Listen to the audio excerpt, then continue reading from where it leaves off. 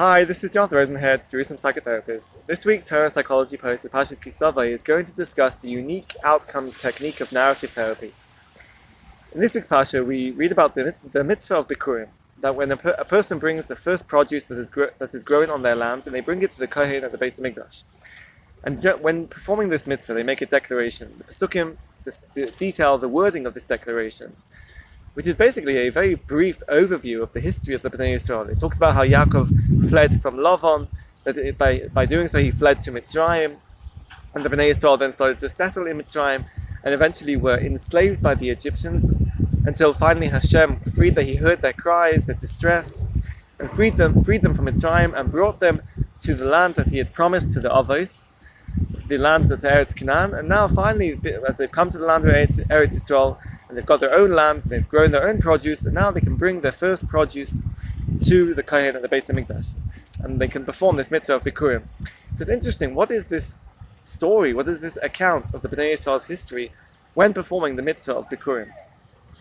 Rashi, on one level, it seems to suggest that it's an account of gratitude. It's going through all the chesed, the kindness that Hashem has performed for us. And in fact, we see after discussing the mitzvah of Bikurim in the parsha, the pasuk says, "V'samachta b'chol hatov," that you'll be happy, you will be happy for all the goodness, all the kindness.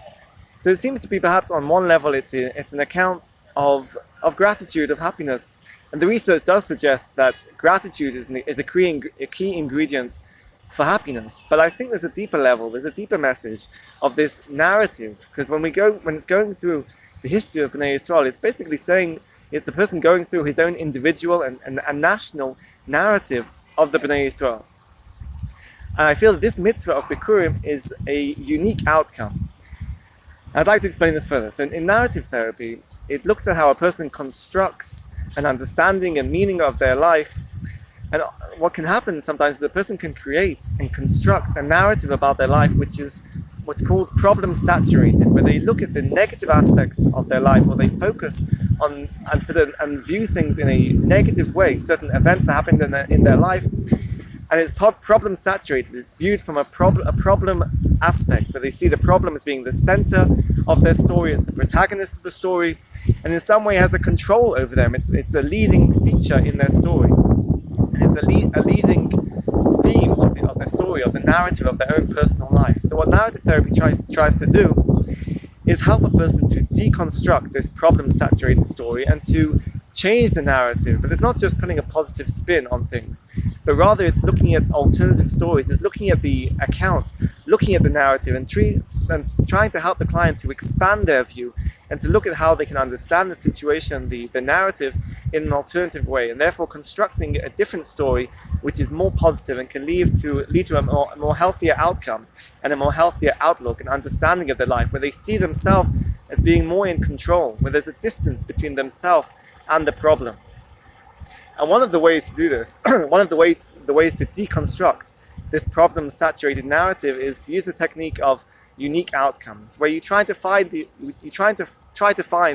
exception to the rule, the situation, the event, or circumstances that are the exception to the rule, that they do not relate or subscribe to this negative narrative that you have said until now. So you look for these unique outcomes. And I think Bikurim is a unique outcome, because through this narrative of the history, the account of the history of the Bnei Yisrael, it's a problem-saturated history. It's an account, a history, a narrative of slavery, difficulty, and hardship, and fleeing away. And as Rashi says, it's basically talking about people that try to destroy the Bnei Yisrael in different ways and at different times. So it's a problem-saturated narrative. But instead of viewing this narrative in a negative way, what Bikurim does is it provides a unique outcome. Finally, we have our land, we're able to grow produce, we bring our produce, and we use this opportunity to see how we can look at our history in a positive way, this unique outcome where we finally are able to live not as a narrative of enslavement and hardship and difficulty, but a narrative of freedom and prosperity and ownership and growth. This is the narrative that we want to see. This is the alternative narrative that we want to say, and to understand that this is our personal narrative, and Bikurim provides us with this opportunity to view our narrative in a more positive way. And that's why the pasuk can say, after reciting this declaration, "V'samachta b'chol hatov." Have a great Shabbos. and keep well.